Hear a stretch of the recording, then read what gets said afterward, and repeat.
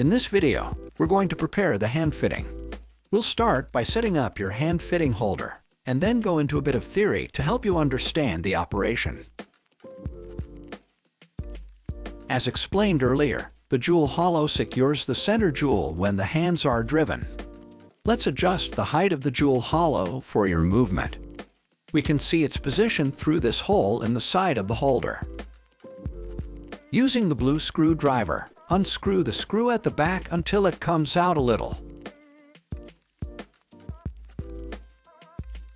Now place the movement on the support. Holding it with one hand, screw it in until you can see the jewel hollow approaching the movement. For finer adjustment, hold the movement horizontally in front of a dim light source. Then screw in until the movement lifts slightly from the holder, then gently back off. The aim is to stop as close as possible to the point where the movement touches it. Your jewel hollow is now set at the ideal height. Always beware of the stability of the movement on this setting, as it is not locked. Now let's talk about the hand fitting operation and the precautions to be taken. First, the hands. A hand is a very delicate and easily damaged component, so keep this in mind throughout the process. It consists of a board and a tube. The tube tells you the right way to drive it. It should be pointing down. To handle them, here are a few tips. Grip them by their boards like this, always remembering to use a little force as possible. If you're not comfortable enough with your tweezers, you can use a small piece of Rodico like this. If you can't turn them over, just let them fall until they're the right way round. Now let's talk about the hand fitting operation. Hand fitting consists in driving the hands on their respective axes.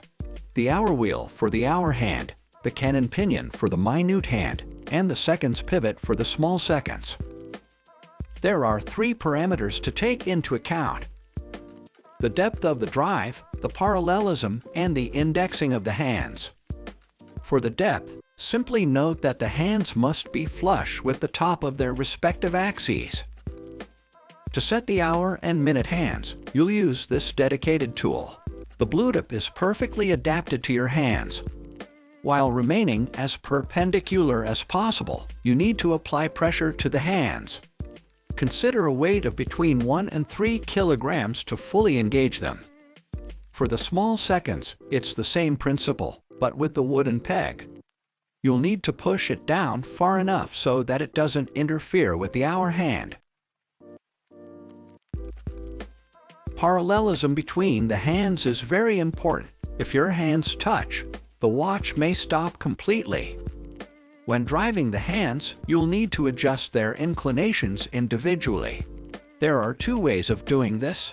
The first consists in adjusting the inclination when driving with the dedicated tool.